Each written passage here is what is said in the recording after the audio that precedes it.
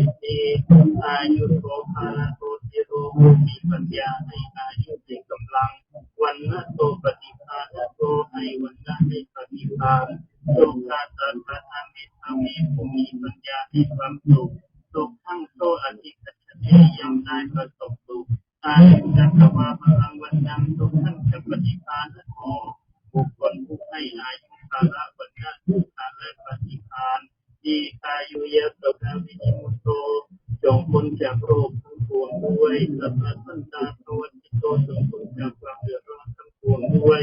สัพพะเวรมณีกันโตจงร่วมเพียรเวรทั้งปวงด้วยนิพุตโตจตุวังภวาท่านจงเป็นผู้นำผู้ทั้งปวงด้วยเต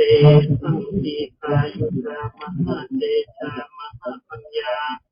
มหาโภคามหายตาพันจวิสติพยัญชะ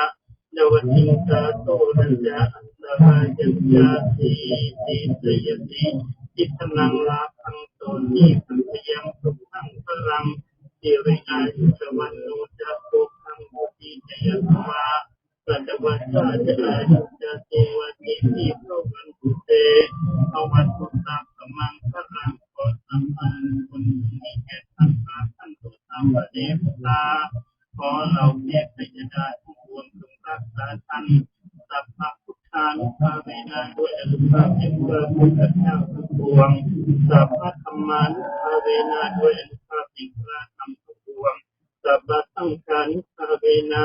ด้วยอนุภาพแห่งพระสงฆ์ทั้งปวงสัทธาโสติภวันตุเต